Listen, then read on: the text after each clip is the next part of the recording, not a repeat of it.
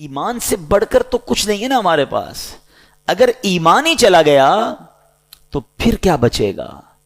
تو جن اسباب ریزنز بیان ہوئے احادیث میں کہ جن چیزوں کی وجہ سے ایمان برباد ہو سکتا ہے، ان ریزنز میں احادیث میں والدین کی نافرمانی بھی ہے. اس سے زیادہ بڑا نقصان کیا ہوگا؟ کسی کی فیکٹری میں آگ لگ جائے، اللہ نہ کرے کسی کا ایکسیڈنٹ ہو جائے، کسی کے گھر میں آگ لگ جائے، کوئی بہت بڑا نقصان ہو جائے، وہ سمجھتا ہے میری دنیا ختم ہو گئی. مگر یقین جانیں دنیا کی ساری نعمتیں چلی جائیں اور ایمان سلامت ہے نا تو وہ بندہ پھر بھی کامیاب ہے.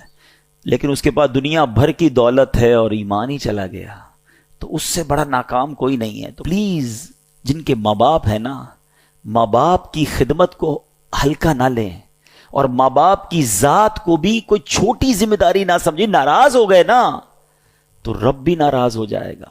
پیارے آقا علیہ الصلوۃ والسلام نے ایک بڑی کمال کی حدیث، آقا چند جملوں میں پوری بات فرما دیتے تھے.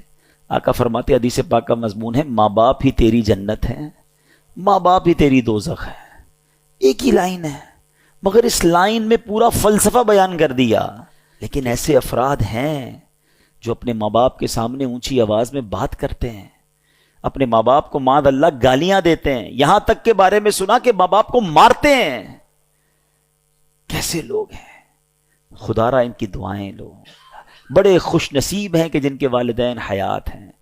آج جن کے ماں باپ نہیں ہیں نا، ان کو ملنے کے لیے اپنے ماں باپ سے قبرستان جانا پڑتا ہے.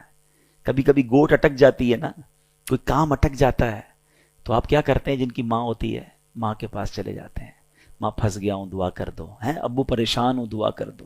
اب سوچو جس کی گوٹ اٹکے اور ماں باپ بھی نہ ہو، جس کا کام اٹک گیا ہو، ماں باپ سے کہہ بھی نہ سکتا ہو، اس کے دل پہ کیا بیتتی ہوگی؟ کاش میری ماں ہوتی تو میں دعا کرا لیتا، کاش میرا والد ہوتا میں اس کے قدموں میں بیٹھ جاتا. اب قبرستان جا کر کہنا پڑتا ہے کہ آپ تو چلے گئے دنیا سے، آپ بھی دعا کریں اور اللہ سے بھی عرض کرتے ہیں کہ مولا اب ان کے صدقے ہمارے کام بنا دے.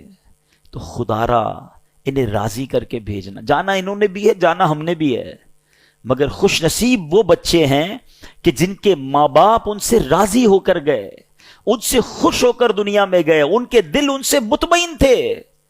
اس سے بڑا بد نصیب کون ہوگا کہ ماں کو راضی نہ کر سکا اور ماں دنیا سے چلی گئی، باپ کو راضی نہ کر سکا اور باپ دنیا سے چلا گیا.